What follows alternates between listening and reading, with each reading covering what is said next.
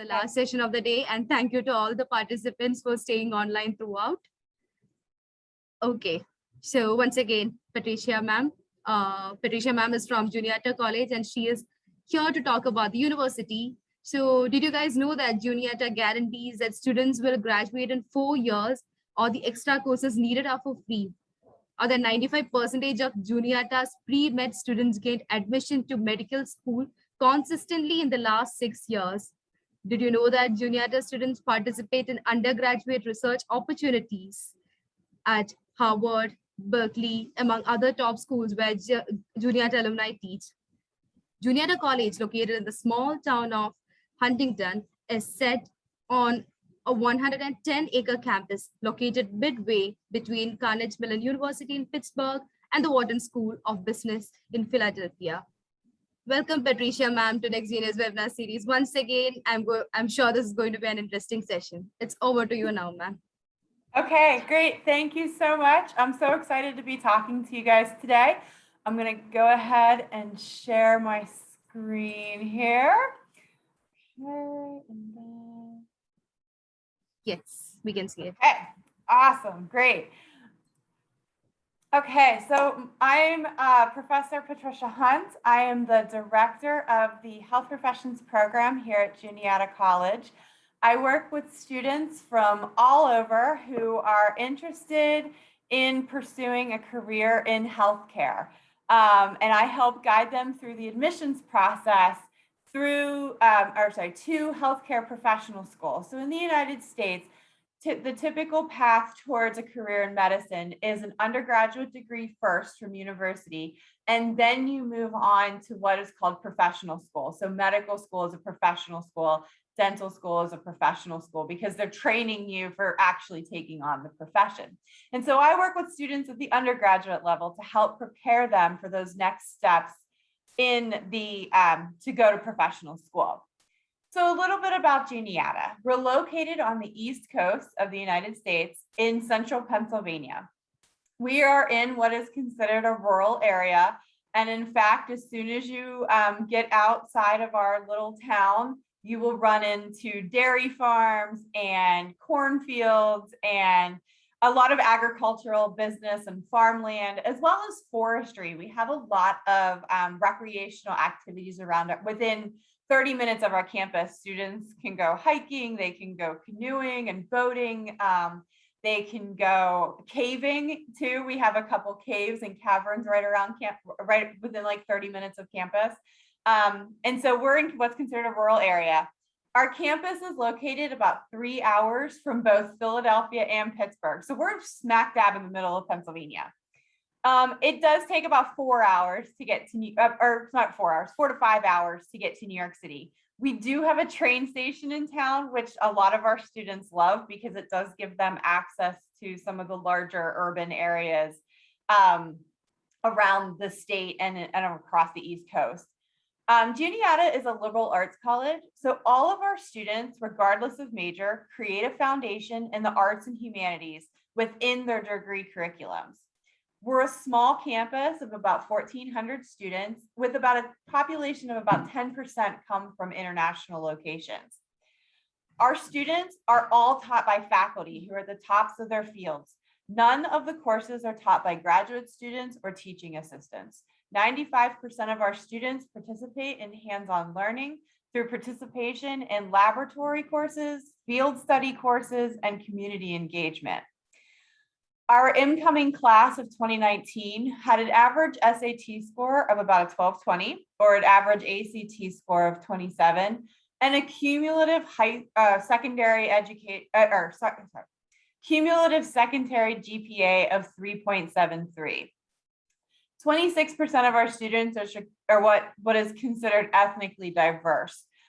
So we have a lot of diversity on campus, both in terms of where our students come from, where our students' family backgrounds are from. Are they from urban areas? Are they from more rural areas? It's a great little community of people from all different backgrounds, which makes our community, I think, really unique. At Juniata, we offer our students a unique program of study that we call a program of emphasis, or POEs. POEs are similar to majors in that there is a prescribed curriculum for each, area of study, but yet students are provided with a great deal of flexibility within that academic program. In addition to prescribed POEs, we also allow students in consultation with their advisor to create an individualized POE based on their interests and career aspirations. So if a student's interests don't quite fit in one of the sort of standardized programs of emphasis, they're able to develop a more individualized academic plan. About 30% of our students, 29 to 30% of our students take advantage of this opportunity to create sort of a major or program that is specific to them. Our most common POEs are biology, particularly for students with a pre-health focus, accounting, business and economics, education, psychology, chemistry, and environmental science. Now, I have students in all of those areas who are intending to go into a healthcare profession after graduation from Juniata. So I work with students in all of these different areas and some additional areas to help them achieve their dream of becoming a physician. In addition to these POEs, students also have the ability to add what's called a secondary emphasis, or what would be akin to a minor, to their POE as well. So there's a lot of flexibility for students to really create something that they're interested in, that they'll enjoy. So I'm going to because biology tends to be the major du jour of a lot of pre-health students, I'm going to talk to you a little bit about what our biology program entails, and then also tie that together with our health professions program.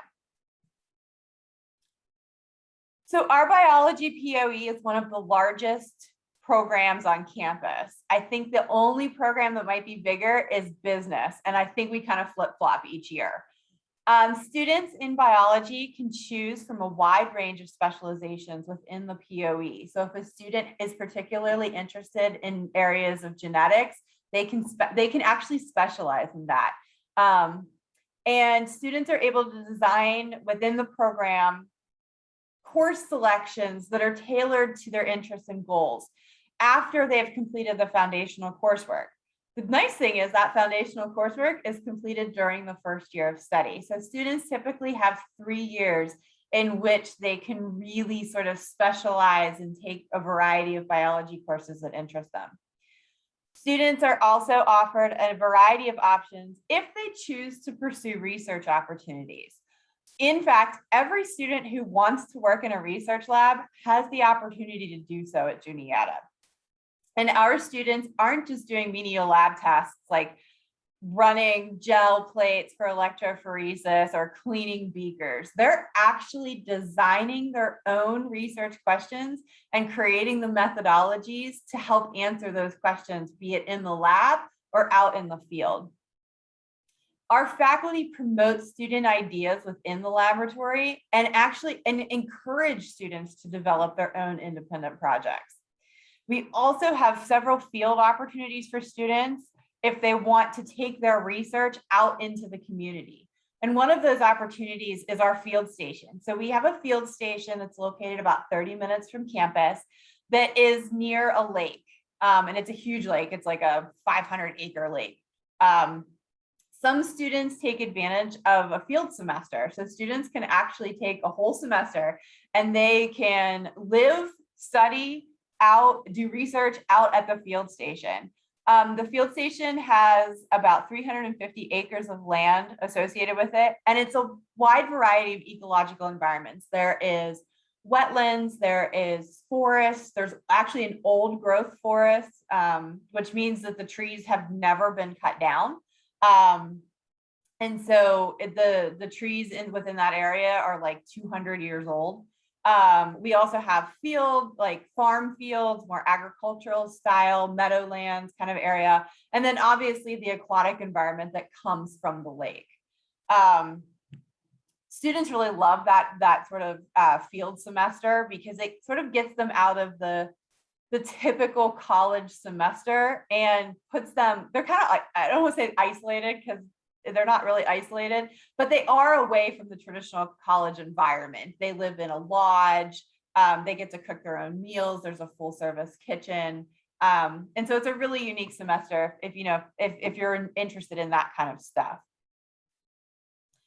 The biology curriculum includes a wide variety of different coursework for students. After completing that foundational coursework, students get the freedom to select courses that match their interests. Now, it's not like we say, take 40 credits of biology. There is some structure to it, but it's pretty flexible. So the structure looks like, take a cellular or molecular biology course.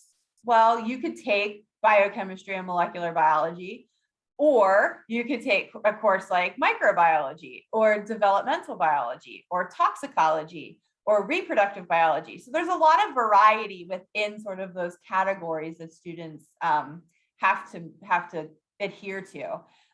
Many of our courses also combine a laboratory component. So students are provided not only with knowledge from lecture, but they're able to take that knowledge and put it into practical use in the lab environment. A lot of our curriculum is hands-on. Many of our courses have that lab component. Students are encouraged to get to participate in their own independent research if you're interested in research. Unlike other larger, more research-oriented institutions, our students are not supporting the work of graduate students. And in a lot of cases, they may not be doing a project that is related to their sort of faculty mentors' research interests. It truly is participating in research, creating knowledge for the scientific community based on the students' goals. Our students get to run mass spectrometers, whereas I know students at other larger institutions, they don't get to actually touch the equipment. Our students are afforded the opportunity to do that. In addition to sort of those laboratory experiences, many of our courses utilize what's called a flipped classroom model. And so in that style of learning, students they review the PowerPoint before class, they'll read the text before class, and then that class time is used a lot more for problem-based learning and application of knowledge. So at Juniata, we don't just want to feed you information. We want to give you the information, but then help you process it so that then you can use that information to make your learning that much richer. So how does all of that styles of learning relate into preparing you for professional school? So I provide support, and I have faculty who are also specially trained to provide support to students interested in a wide variety of healthcare careers.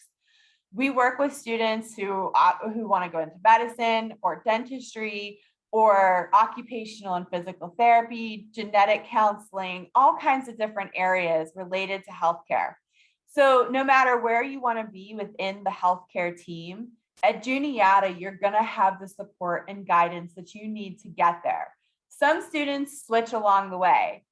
This week our incoming first-year students are starting, and I have a roster of about 100 students who are starting in sort of the healthcare arena. And probably 60 of those students right now are like, I'm going to go into medicine. And that's great. And I'm going to help support them along the way. But I will say about a third of them are going to change. They're going to decide they don't want to go into medicine, and they're going to want to become a physician assistant or a physical therapist or work in public health. And so the career path that they first identify with may change. And I'm here to help students sort of navigate those changes. And it's great that we're all under the same umbrella, because when a student comes in and says, I'm not quite sure I want to be a doctor anymore, we can sort of work together to find a path that is related to their initial motivations that's still of interest to them. And so it's great to have it all under one umbrella in a health professions program. Regardless of what health profession a student is interested in, you need to have a solid academic foundation. So I provide this table. The GPAs provided in this table are undergraduate GPAs. So a student who is entering medical school in an MD medical school, the typical average cumulative GPA for a student who successfully gains admission is a 3.71. Now, this includes both domestic students and international students. For international students, that GPA is actually closer to a 3.85. So it is slightly higher, particularly in medicine, for both allopathic and osteopathic medicine, for international students to need a higher GPA. Some of the common coursework needed for health professions programs are included here. Almost every healthcare program, except for occupational therapy, that one's a little bit different. But for everyone else, this is the common prerequisite coursework. And this is basically laying that foundation. So every medical school, dental school, pharmacy school is going to require a minimum of 8 credits of biology with lab, a minimum of 8 credits of physics, and that can be calculus-based physics or algebra-based physics. It doesn't matter. 8 credits of general, or sometimes it's called inorganic chemistry with the lab component, 8 credits of organic chemistry, again with the lab component, 3 to 4 credits of biochemistry, 3 to 4 credits of math. So whether that's calculus or a statistics course, which could be a general statistics course or a specific biostatistics course. And that varies by field. Dentistry and optometry do require calculus. Medicine actually does not. So students can choose whether they would like to take calculus or statistics. Most health professional programs require 6 credits of social sciences, and typically students take psychology or sociology to meet that requirement. And then 6 credits of English, and that could be composition or writing. There are a few schools out there that ask for a literature course. And so the specific courses may vary from program to program or from school to school, but this is sort of the general outline of what is required as common prerequisite courses for entrance into health professional programs. So because I know a lot of students focus on medicine, I'm going to take a few minutes here to talk about sort of how medicine works in the United States. So in the United States, we have 2 education models for medicine at the professional school level. We have allopathic medicine, which is probably the one that you're more familiar with. That is your MD. There's also osteopathic medicine, which typically it's gaining recognition in the rest of the world. I know the UK now recognizes osteopathic physicians in terms of licensure, and there's a few other areas around the world that are now accepting osteopathic education as sort of an approved method of medical education. But predominantly around the world, allopathic medicine is what is traditionally known as medical school. The 2 models are a little bit different. In allopathic medicine, it's a disease-centered model. So students are learning about medicine from the perspective of diseases and organs. There are about 153 programs in the United States that are allopathic medical programs. Each year, or I guess in 2019, they had 53,000 applicants.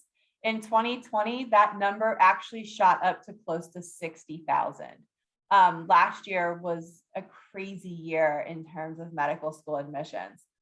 There are lots of MD, PhD programs out there, and this is very important for international applicants because this can be a pathway for international students to gain admission into allopathic medical schools. Their licensing is through what's called the MLE, and then they do participate in the US National Residency Match Program. Osteopathic medicine, on the other hand, is a more patient-centered model. So they tend to call themselves holistic medicine to a degree. The word holistic has lots of different meanings to lots of different people. But in osteopathic medicine, they look at a whole patient in terms of their treatment approach. There are about 40 US programs in osteopathic medicine. There's more than 40 schools because osteopathic medicine medical schools tend to have campuses in different areas. And so while there may be one program, for example, Philadelphia College of Osteopathic Medicine has 3 campuses. There's one in Philadelphia and there's 2 in Georgia. And so they're one program, but multiple campuses.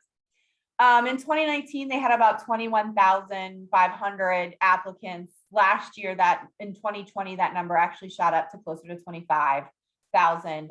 There's not a lot of DO PhD programs currently, but there are schools, because the osteopathic schools tend to be sort of separate entities, not tied to an undergraduate institution. Or other college and university. And so there's not a lot of DO PhD programs, but there are some out there for students who are interested in more that holistic medical approach and the PhD program. And they have a separate application service, but osteopathic medicine students do also participate in the same exact national residency match program as their allopathic counterparts. Just to give you an idea sort of how they compare a little bit, obviously allopathic medicine is it's the big brother. There's a lot more people who apply allopathic than there are osteopathic. The average GPA for osteopathic physicians tends to be a little bit lower, and the MCAT score tends to be a little bit lower too. And the reason for this is osteopathic medical schools tend to take a wider age variety of students. And so they tend to take some students who are what they consider non-traditional, meaning they are people who may have been nurses or worked in healthcare in some other form, who later in life decided to go back and get their medical degree and become a doctor. And so their metrics tend to be a little bit lower because not only are they lumping in the new coursework that those people may have taken to qualify for medical school, they're also including a lot of their undergraduate degree coursework from like 10, 15, 20 years ago, which may not have as high of GPAs. And so their GPA tends to be a little bit lower. But one of the important factors for international students in particular is, unfortunately, both systems are not exactly international friendly. They take less than 2% each year of their incoming classes are international students. And a lot of that goes back to sort of some of the barriers that international students face in the US medical education programs, such as finances and the residency program is probably one of the biggest barriers to international students.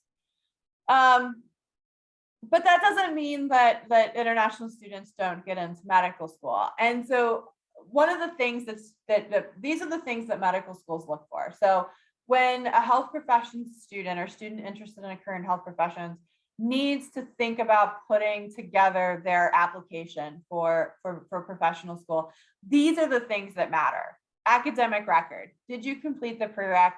Did you get good grades? Overall GPA. And then they also look at what's called a science GPA. Science GPA is calculated based upon your biology, chemistry, physics, math courses. So it's just looking at those courses. Obviously, your standardized test scores. So for medicine, that's the MCAT. For dental school, that's the DAT.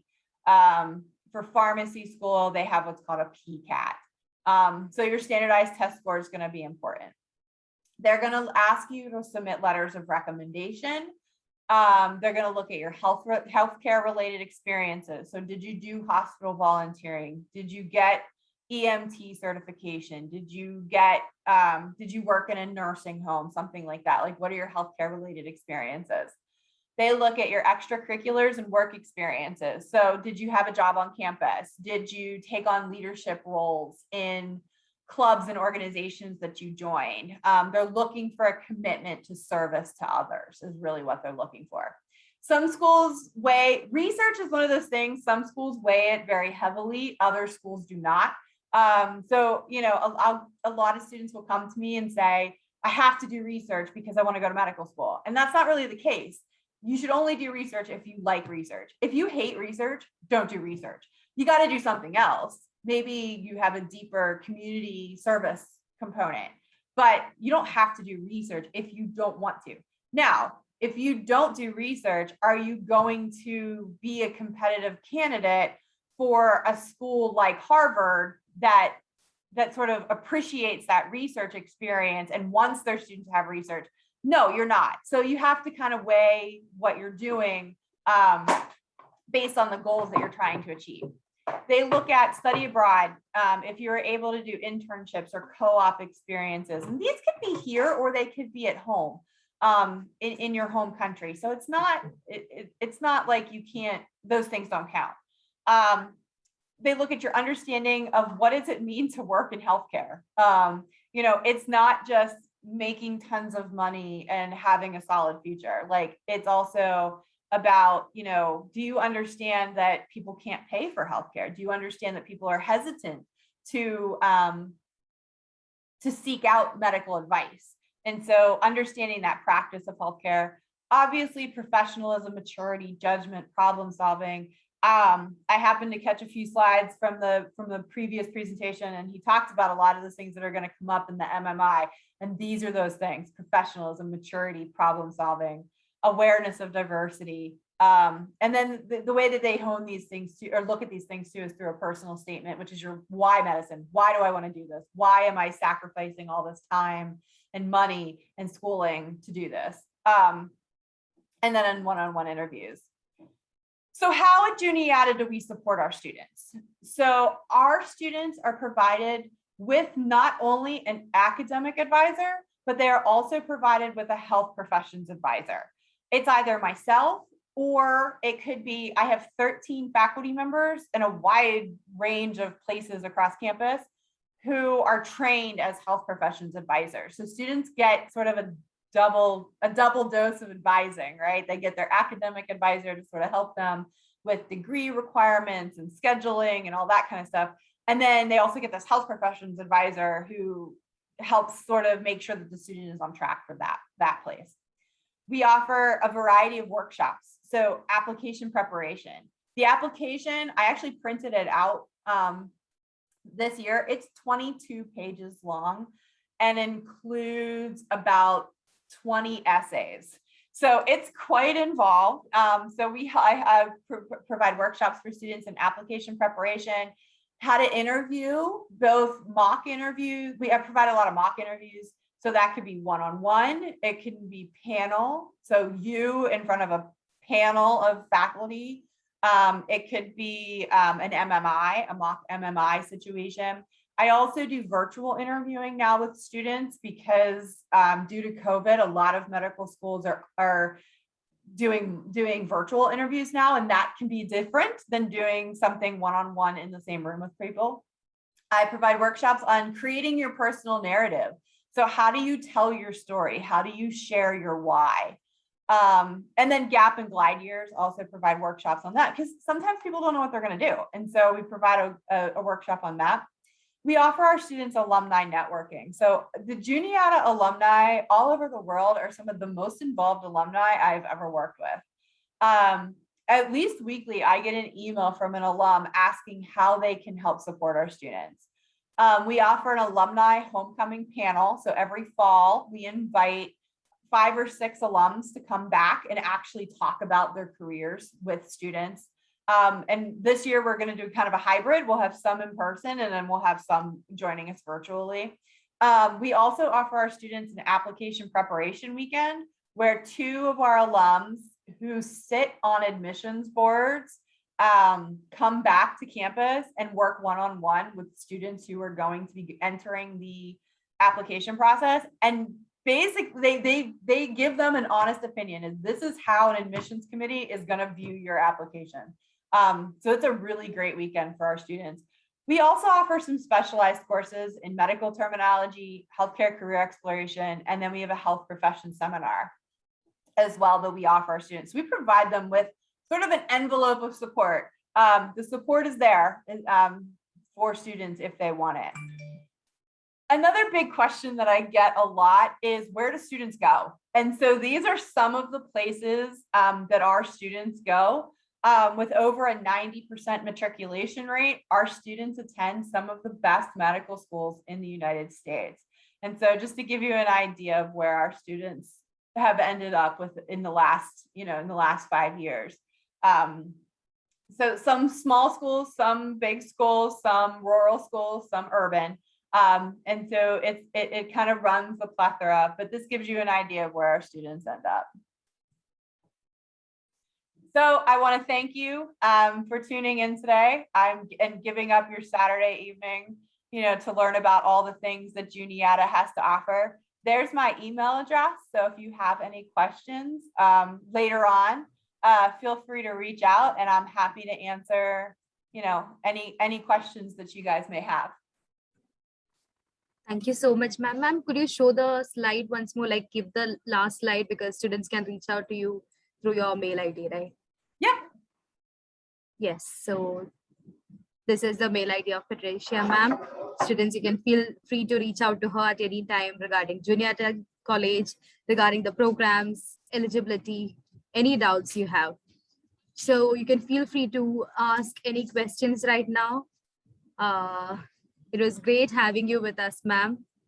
Thank you. Any final piece of advice you have for the students out here? Yeah, when it comes to picking a university, pick the place that feels like home.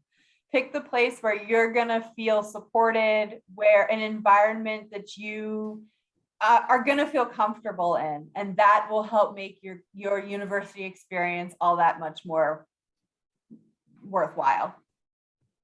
Thank you so much, ma'am, for that great piece of advice. Students, you can go ahead and ask any questions.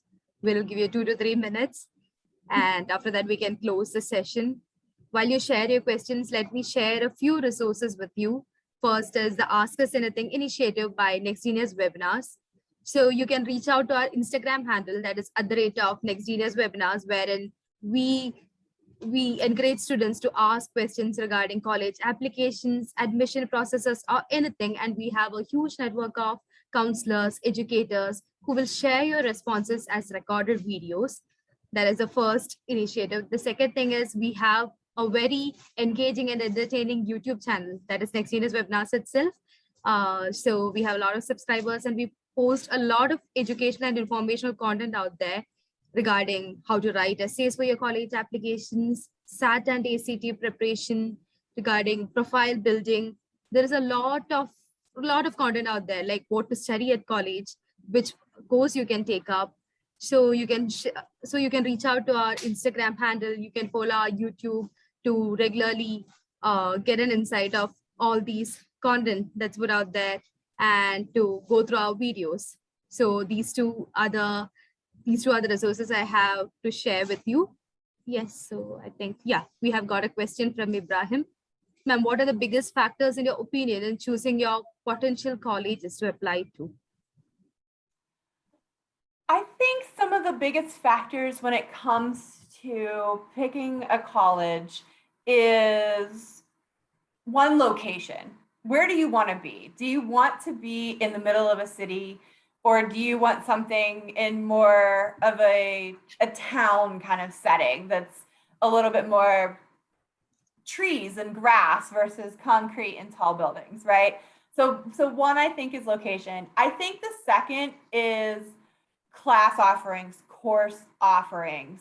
Are there people doing, if you know you want to do research, are there people on that campus doing research in the areas that you're interested in? Because if you want to do research in, genetic diseases, there should be a faculty member on that campus doing research in genetic diseases. Maybe it's not the disease that you particularly want to look at, but there should be somebody on that campus that is doing some sort of research related to that. Otherwise, you're not going to be able to do research because nobody's going to have you in their lab because they're going to feel like they can't support you. So that's another factor. I think the third factor is, what are the support systems at that campus? Is there an engaging, open space where you can study? What if you struggle academically? Is there a really good tutoring center? What if you get homesick? Is the international office equipped, like, to help you with that transition from moving halfway across the world to go to college? Those are some of the, and I think clubs and activities, like, what can you get involved with? Like, those are the resources. I think that's the third thing that I think is really important when picking a college. Location, academic interests and needs, and then support systems are the three big things you need to look for. Great, ma'am. Thank you so much, ma'am. Ma'am, what are the opportunities that are available to the international students? And for the next intake, how many international students are you mainly looking at? Mm-hmm. You know, I don't know the answer to that question. I don't know how many percentage are going to be international. My guess would be somewhere between 40 and 50 international students. We have students who come from all over the world. We have a lot of students from Southeast Asia, whether that's India or whether that's Malaysia. We also have students from mainland China. We have students from Africa. We have students from the EU. So we do get a wide variety of international students who come to our, little campus in the middle of Pennsylvania. And I think one of the reasons for that, and it's interesting because we actually have a very large R1 research institution 45 minutes up the road. And yet our students choose us because they want that small school sort of connected environment, which is what we provide to students. Great, ma'am. So thank you so much for your time and for explaining in a very detailed manner about the college, the programs, the eligibility criteria, and much more to all the students out here. And thank you to all the participants for dedicating your entire weekend for the Study Medicine Abroad Fair and for attending all the sessions. Thanks a lot for watching and being a part of NextGenius webinars. Thank you so much, Patricia, ma'am, for joining us. Thank you for the opportunity. It was really great to connect with you all. Same here, ma'am. Thank you so much and have a great day, ma'am. Have a great day, all the participants out here. Thanks for joining us once again. Bye.